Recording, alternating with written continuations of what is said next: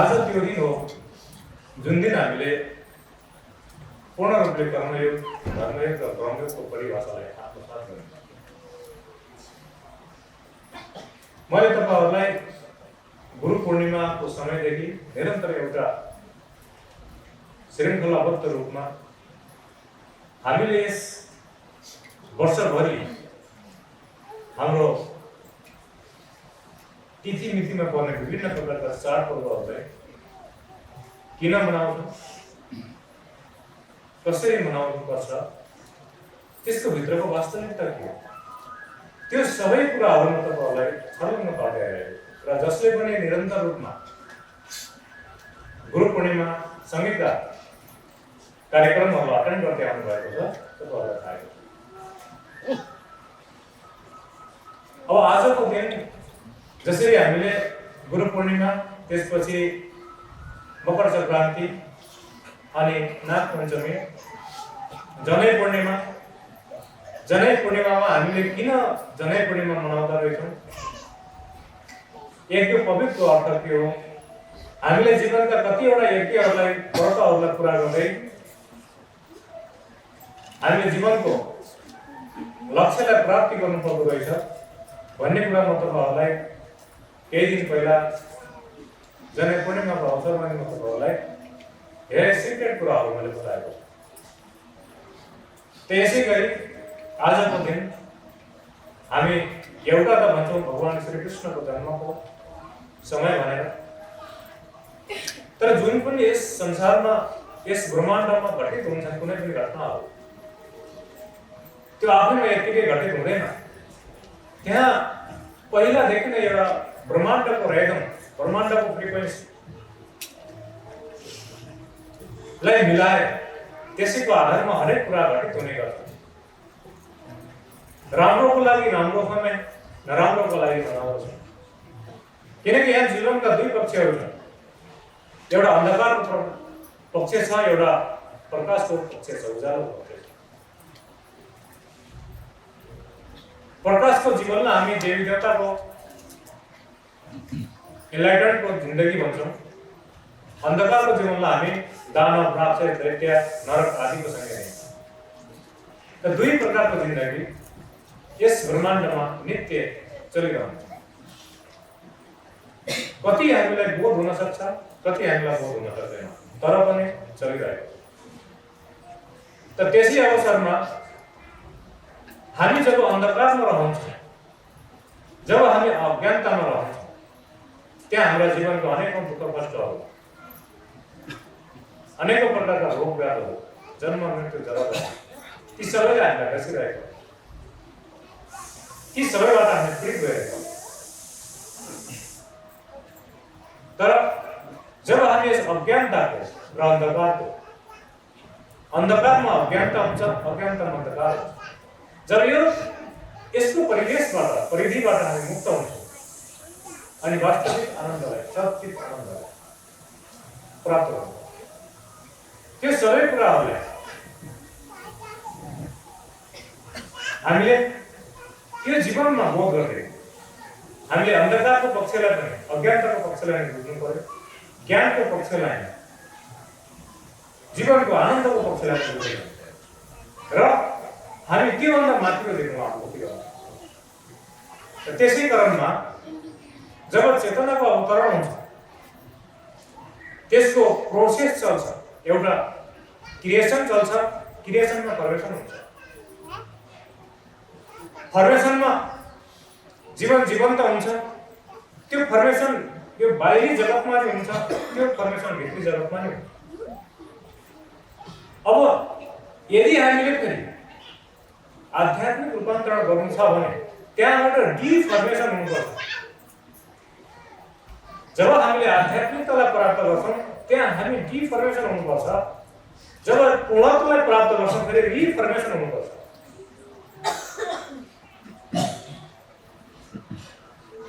एउटा फर्मेसन भयो, डिफर्मेसन हुन्छ, गर्नुपर्छ, अनि रिफर्मेसन हुनुपर्छ। हो जब यी तीनै कुरा पूरा हुन्छ त्यसैलाई हामी ट्रान्सफर्मेसन भन्छौं। र जति पनि हाम्रो यो क्रमबद्ध रूपमा वर्षभरि पर्ने जति पनि तिथिमिति अनुसारले केही दिव्य कस्मिक रेखाहरूलाई त्यसमा बग्ने दिव्यतालाई प्राप्त गर्नको लागि, त्यस दिव्य धारामा स्नान गर्नको लागि यसलाई विभिन्न प्रकारका तिथिमितिको आधारले हामीले पर्वहरू मनाउँछौँ। तर विडम्बना के छ भने हामी ती पर्वहरूलाई मात्र बाहिरी रूपमा मात्र मनाइरहेका हुन्छौँ। बाहिरी इन्द्रियगत अवस्थामा मन र इन्द्रियको सङ्गममा, मन र इन्द्रियको चेतनामा मात्र हामी त्यसलाई मनाइरहेका हुन्छौँ, जसको कारणले गर्दा त्यो व्यर्थ अर्थहीन भइरहेको छ।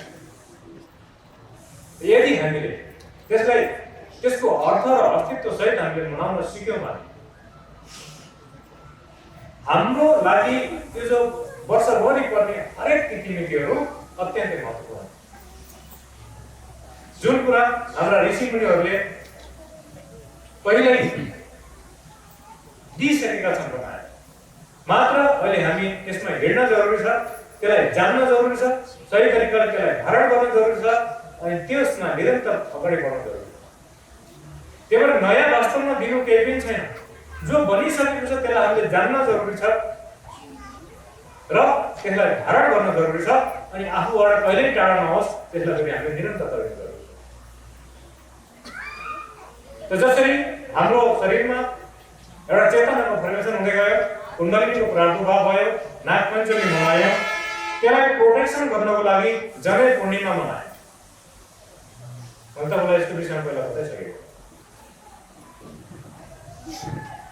यी समयहरूमा नै या त कुनै दिव्यत्वको अवतरण हुन्छ, अनि त्यो दिव्यताको अवतरणको दिव्य अस्तित्वलाई हामी बोध गर्दै धारण गर्दै त्यो अस्तित्वलाई आफूभित्र बगाउने प्रयास गर्दै जब हामी आफूभित्र पूर्ण रूपले त्यो धारण गर्न सुरु गर्छ, अनि बल्ल हाम्रो जीवन परिपूर्ण हुन सुरु गर्छ, अनि भित्र पनि बाहिर फेरि एउटा अस्तित्व विद्यमान। त्यसै सन्दर्भमा आज जो भगवान श्री कृष्णको जन्माष्टमी छ, एउटा चेतनाको, अब यो अनन्त चेतना कृष्ण जब तपाईले साधना गर्दै जानुहुन्छ, र आज मैले तपाईलाई जुन साधना गराउने होला छु विशेषसँग सम्बन्धित छ, र यो साधनाको इनर सिक्रेट म अहिले बताउने। किन बताउँदैन भने तपाईहरुले सही तरिकाले लेभल साधनाको लेभललाई गर्नुपर्ने छ, त्यो सिक्रेट म आज दिँदैन, तर त्यो अनुरूपमा तपाईलाई साधना गर्नु ताकि तपाईको भित्र सही भक्ति, सही प्रेम र सही समर्पणताको जागरण हुन्छ। किनकि हामीले जब जीवनमा कर्म गर्छौं, यदि हाम्रो जीवनमा हामी जीवनमा कर्म गर्दै गर्दा संघर्ष गर्दै गर्दा यदि हाम्रो हृदयमा प्रेम भाव छैन, करुणा भाव छैन, दया भाव छैन भने हामीभित्र राक्षसी वृत्तिहरूको जन्म हुन्छ, दानवीय वृत्तिहरूको जन्म हुन्छ, जसको कारणले गर्दा हाम्रो हृदय केवल मरुभूमि भन्छ, मरुभूमिमा उत्पत्ति हुने किक्करहरूको रूप जस्तो केवल त्यहाँ रिस, राग, ईर्ष्या, दाह, अभिमान, अहंकार मात्र अवस्थित गर्छ। त्यस्तो हृदयमा न कहिले भक्ति र प्रेमको उत्पत्ति हुन सक्छ, न कहिले त्यहाँ कुनै भगवान देवदेवताको अस्तित्व प्रकट हुन्छ। त केवल आफ्नै काम, क्रोध, लोभ, मोह, अहंकार, ईर्ष्या, दाह, अभिमान यिनीको भावले भरिएको भित्रका प्रतिशोधहरू भावनात्मक रूपमा निस्किन सुरु गर्छ। हृदय त जाम छ, हृदय चक्र त बन्द छ, जहाँबाट भक्तिको गङ्गा बग्न सुरु गर्छ, प्रेमको गङ्गा बग्न सुरु गर्छ। र जबसम्म प्रेमको गङ्गा बग्दैन तबसम्म हामीले कर्म सही गर्न सक्दैनौँ, और जबसम्म हामीले कर्म सही गर्न सक्दैनौँ कर्मको परिणाम सर्वदा गलत हुन जान्छ। कर्मको रस यदि धमिलो भयो भने हाम्रो गति नरकतिर हुन्छ, यदि सङ्लो भयो भने हाम्रो गति माथि हुन्छ। तर हामीले कर्म गर्न जान्दैनौँ अनि त्यो कर्मको रस धमिलो बन्दै जान्छ। त्यही धमिलो रसमा हामी बग्दै जान्छौँ। जति बग्दै जान्छौँ हाम्रो जीवन दुःख पीडाको भवसागरमा जान्छ। त्यस कारणले गर्दा हामीले सबैभन्दा पहिला कर्मको सुरुवात गर्नुभन्दा पहिला पनि हाम्रो भित्र प्रेमको सुरुवात हुनुपर्छ, हृदय खोल्नुपर्छ, परमात्मा र प्रकृतिको मिलन हुनुपर्छ। हो यही सन्देश आज श्रीकृष्ण जन्माष्टमी, भगवान श्रीकृष्णको जन्म र भगवान श्रीकृष्णको मूल सन्देश। हामी भगवानसँग केवल हामीले आफ्नो सुखको कामना गर्छौँ, तर उनले गरेको सङ्घर्षको भित्र लुकेको सत्य र शिक्षालाई हामी धारण गर्न जान्दैनौँ। हामी केवल माग्ने प्रयास गरिरहेका हुन्छौँ र जसको कारणले गर्दाखेरि हामीले कर्म गर्न जान्दैनौँ। हामीले मागेर केही प्राप्ति गरिहाले पनि हामी कर्म गर्न जान्दैनौँ। कर्मको सिद्धान्तमा स्थिर हुन सक्दैनौँ। फेरि हामीलाई जति कृपा करुणा मिले पनि हामी फेरि पनि जीवनको बाटोमा लड्न सक्दैनौँ अनि फेरि पनि हाम्रो जीवनको गति अघि नै हुन्छ। त्यही भएर बेशक भगवान कृष्णको जन्म जेलमा हुनु पर्यो भए पनि भगवान कृष्ण हामी जेलमा जन्म भएको कथा सुन्यौँ, तर सबै मान्छे आज जेलमा छ। त्यो जेल हो आफ्नै मायाको, त्यो जेल हो आफ्नै काम क्रोध लोभ मोह अहंकारको अभिमानको जेल। कंस आफैभित्र छ जो यी 5 वृत्तिहरू नै कंस हो। जबसम्म यो 5 वृत्ति रूपी कंसबाट मुक्त हुन सक्दैन मान्छे आफ्नो स्वतन्त्रता कहिले पनि प्राप्त गर्दैन।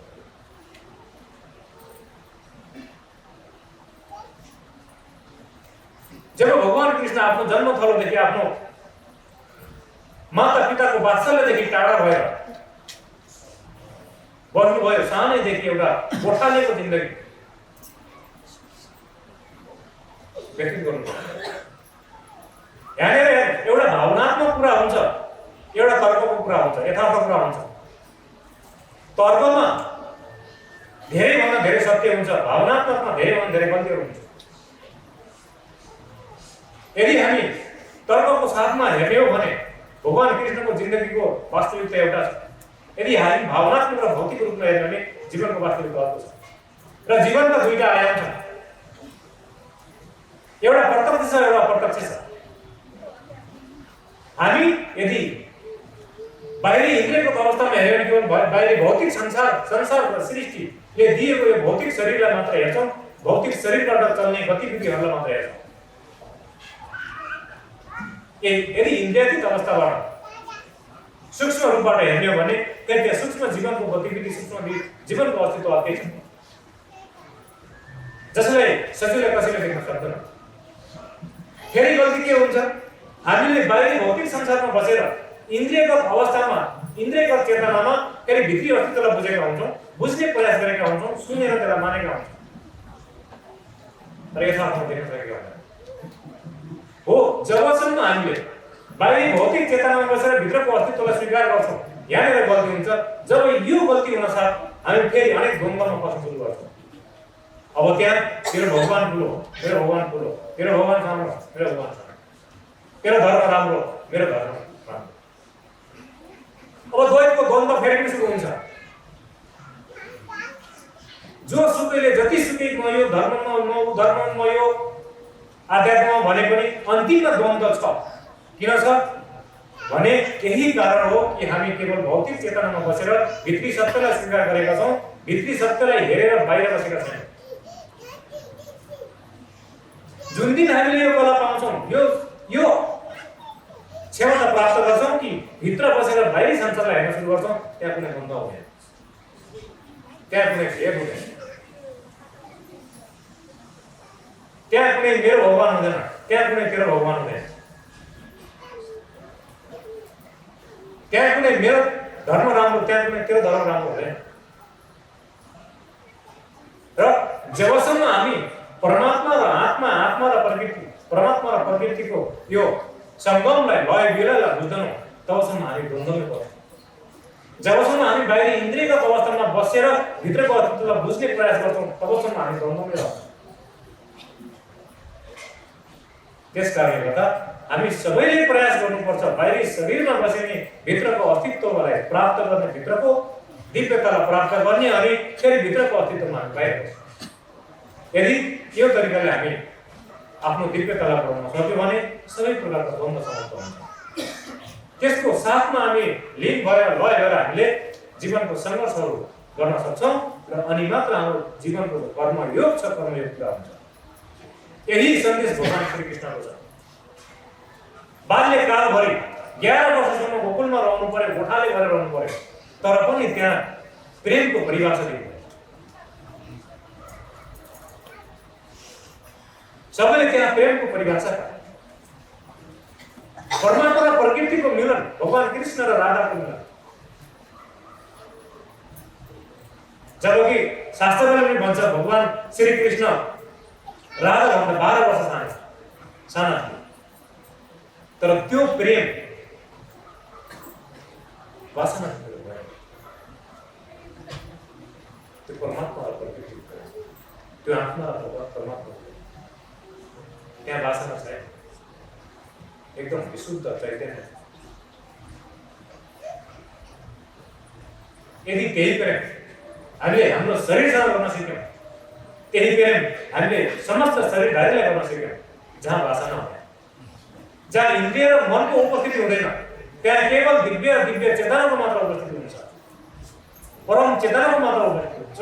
हो त्यो प्रेम हो राधा र कृष्ण। र जब हामी त्यो प्रेमको परिभाषालाई धारण गर्छौँ अनि हामी संसारमा जब कर्म गर्न सुरु गर्छौँ त्यहाँ गल्ती हुन्छ। नत्र संसारमा हामीले जब कुनै कुराको उपलब्धि, धन सम्पत्ति, पद प्रतिष्ठा कमाउन सुरु गर्छौँ, अब त्यहाँनिर हामीलाई अहङ्कारको बोध हुन सुरु गर्छ। मन र इन्द्रियले बाँधेर हामीलाई एकातिर लैजान सुरु गर्छ। अब त्यहाँ प्रेम समाप्त हुन्छ। कंसको जेलमै अहंकार र अभिमान,